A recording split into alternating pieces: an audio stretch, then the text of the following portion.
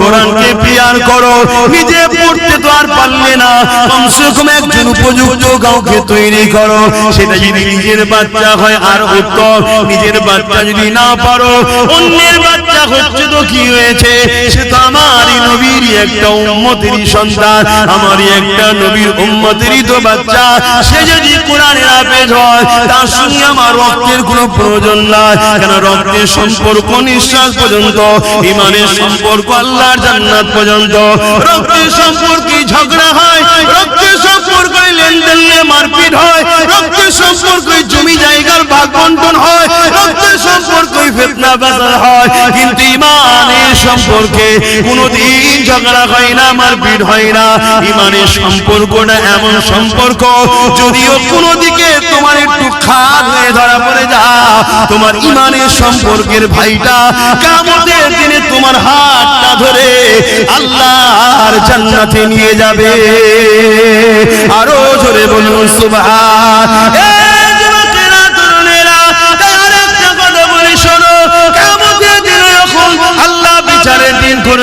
ওই দিনে কোরআনকে আল্লাহ সুন্দর করে সাজাবে। দুনিয়ায় যে ছাপা কোরআন রয়েছে, এটা নয় লাউহে মাহফুজে যেটা রয়েছে, সেই লাউহে মাহফুজের মধ্যে যা লেখা আছে, ওই লেখা কিন্তু এই কোরআনের মধ্যেই রয়েছে। 27 বছর ধরে আমার নবীর উপরে একটার পর একটা বার, একটার পর একটা করে এইভাবে নবী সাল্লাল্লাহু উপরে এসেছে। এই যুবকেরা, তরুণীরা, বাপেরা, কিন্তু এটা সেই কোরআনেরই অংশ ছাপা, কিন্তু অরিজিনাল যেটা লাউহে মাহফুজে রক্ষিত রয়েছে, ওইটাকে আল্লাহ সুন্দর করে সাজাবে, তাকে চলার ক্ষমতা দেবে। সে আল্লাহর আজিমে নিজে চলতে থাকবে। আল্লাহ পাক তাকে জিজ্ঞাসা করবে, আমার কালামুল্লাহ, আজ কি আপনি কিছু চাইবেন আমার কাছে? ওই সময় আল্লাহর কালাম কোরআন বলতে লাগবে, আল্লাহ, দুনিয়ায় একজন লোক আমার বড় বিরোধী করেছিল, আবার একজন লোক আমাকে মহব্বত করে সিনার মধ্যে যত্ন করে রেখে দিয়েছিল, একজন লোক আমাকে মিটাবার জন্য মাদ্রাসাগুলোকে ব্যান করেছিল, আবার একজন লোক কাঠের পয়সা খরচ করে ওই মাদ্রাসাকে প্রতিষ্ঠিত করে ওখানে আপনার বান্দাদেরকে ভর্তি করে তাদেরকে কোরআন শিখিয়েছে, তারা সিনার মধ্যে রেখে দিয়েছিল। হে আল্লাহ, একদল লোক কোরআনকে মিটাতে চেয়েছিল, কোরআনের বিরুদ্ধে মিথ্যা বলেছিল, আবার একদল লোক কোরআনের পক্ষে আওয়াজ তুলেছিল। আলহামদুলিল্লাহ, আমি মনে করি কোরআন সেদিন আমার বিষয়ও বলবে। হে আল্লাহ, আব্বাস আমার পক্ষে আওয়াজ তুলেছিল, যারা কোরআন মিটাতে চেয়েছিল তাদেরকে মানবরূপী পশু বলেছি। হে আল্লাহ, কোরআনের পক্ষে দাঁড়িয়ে আমাকে পিয়ার করে আব্বাস কথা বলেছিল, এই বলাতে আব্বাসের অনেক দুশমন বেড়েছিল। আব্বাস কোরআনকে ভালোবেসে আওয়াজ তুলেছিল।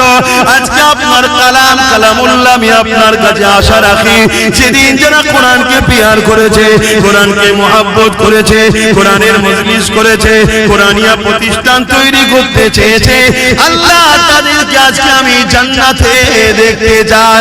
আমার আল্লাহ কালামুল্লাহ নিজের কথাকে খুশি করার জন্য, কালামুল্লাহ মানে আল্লাহ নিজের কথা, নিজের কথাকে সম্মানিত দিবার জন্য আল্লাহ তাদেরকে জান্নাতে দিয়ে দেবে। কোন দিক দিয়ে যাদের সঙ্গে কোরআনের প্রেম ভালোবাসা ছিল, আরো জোরে বলুন সুবহান।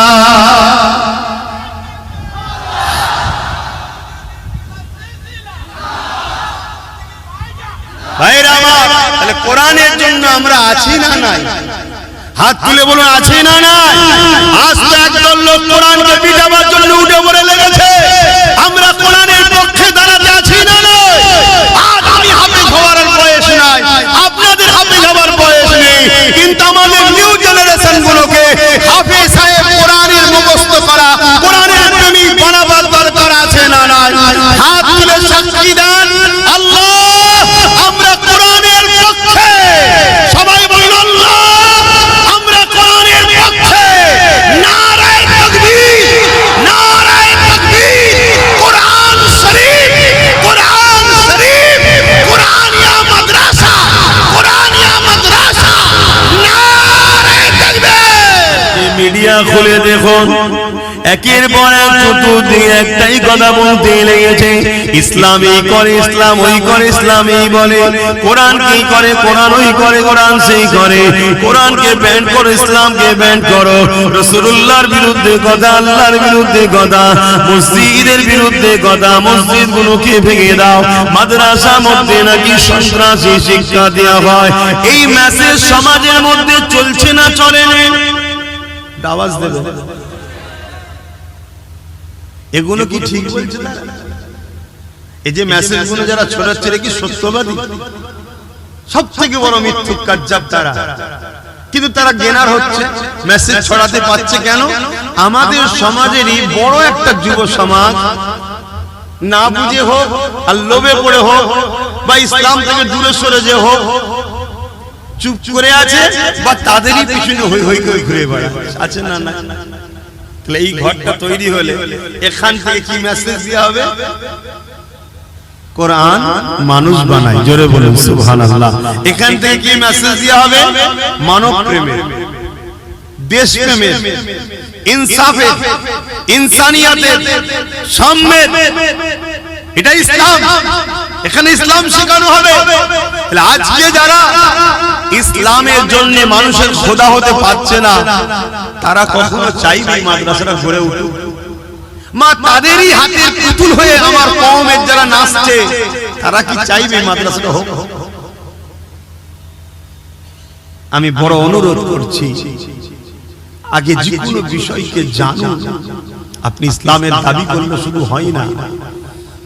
আল্লাহ আপনাকে সৃষ্টি করেছে, কেন করেছে জানবেন না? কি জন্য বানালো?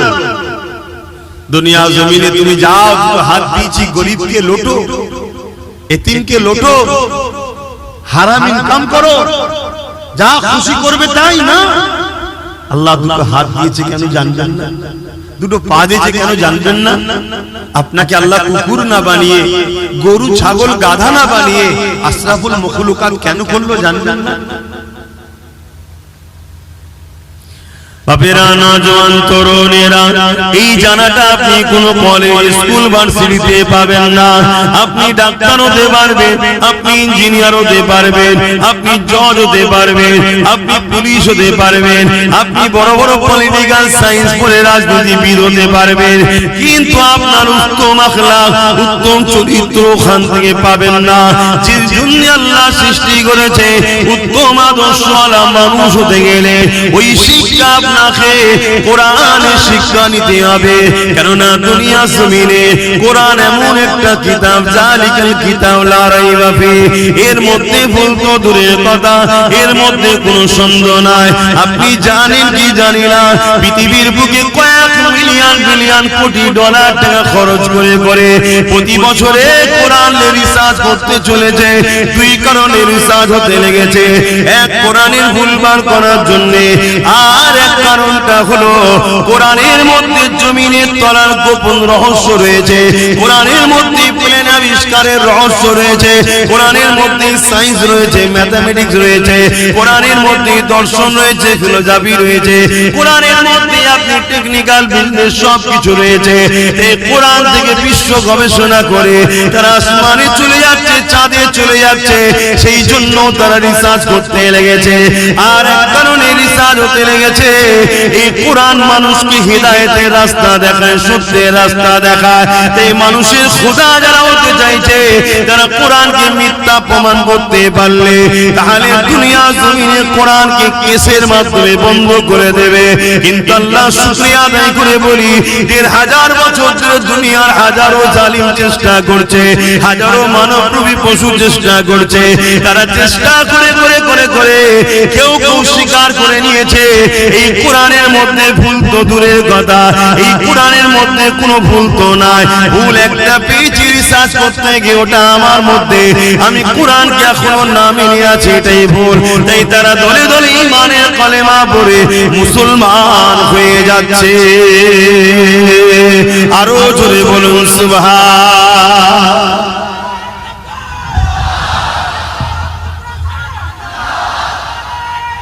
আল্লাহ। তাহলে আমাদের যুবকরা যদি আমাদের কাছে না আসে, আমরা বুঝাবো কি করে? আর আমাদের কাছে এরা আসুক, দুনিয়ায় যারা তোমাদের খোদা হতে চাইছে তারা কখনো চাইবে? কথা বলো, চাইবে না। তারা হাজারো দিক দিয়ে আমাদের বিরুদ্ধে, যেমন কোরআনের বিরুদ্ধে মিথ্যা প্রচার করছে, রাসূলুল্লাহর বিরুদ্ধে মিথ্যা প্রচার করছে, দ্বীনের বিরুদ্ধে মিথ্যা প্রচার করছে। তারা হাজারো দিক দিয়ে আমাদের বিষয়ে মিথ্যা প্রচার করছে, যাতে করে তোমরা উলামাদের কাছে না যাও, যাতে করে তোমরা মাদ্রাসা মসজিদে দান না করে ফেলো, যাতে করে তোমাদের এখান বা বিভিন্ন জায়গায় মাদ্রাসা না গজিয়ে ওঠে। খুব ভালো করে বোঝো, আমার দেশের উত্তর প্রদেশে 25,000 মাদ্রাসাকে ব্যান করে দেওয়া হয়েছে। জানো কত? 25,000। কারণ কি?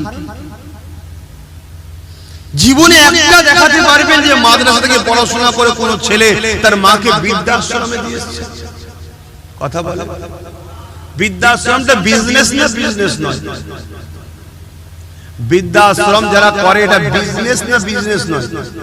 জোরে বলুন, বিজনেস। মুসলিম সমাজের মধ্যে যদি কেউ কোন মাকে বৃদ্ধাশ্রমে দিয়ে আসে, সে কখনো জান্নাত যাওয়া তো দূরের কথা, জান্নাতের খুশবু পাবে না। সে যত বড়ই নামাজি হোক, হাজি হোক, মুফতি হোক, মৌলানা হোক, যাই হোক, ওর মা যদি কোনোদিন ওর ব্যবহারে একবার তাম পৃথিবীর মলি সাহেবকে দোয়া করি, ওকে জান্নাতে কেউ ঢুকাতে পারবে না। এই শিক্ষাটা আমরা দিই না, দিই না। এই শিক্ষা যদি দেওয়া হয়, তাহলে বৃদ্ধাশ্রমে মুসলমানদের মায়েরা যাবে কেন?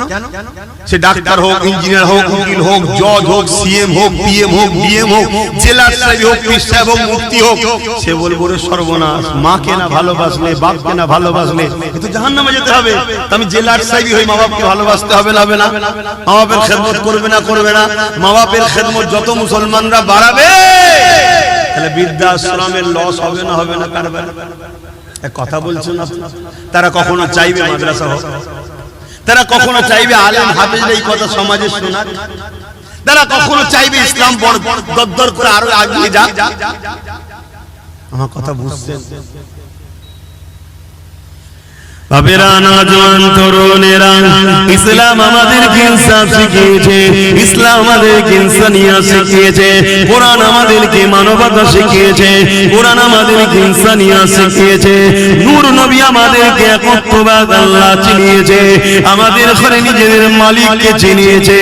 এ যুবকেরা, তরুণেরা, বাপেরা, আজকে দুনিয়া জমিনে পৃথিবী জুড়ে উঠে পড়ে লেগেছে মাদ্রাসাগুলোকে শেষ করে দিবার জন্য, কোরআনের বিরুদ্ধে ষড়যন্ত্র করতে লেগেছে, আল্লাহর দ্বীনকে মিটাবার জন্য ষড়যন্ত্র করতে লেগেছে। এটা আজকে নতুন নয়।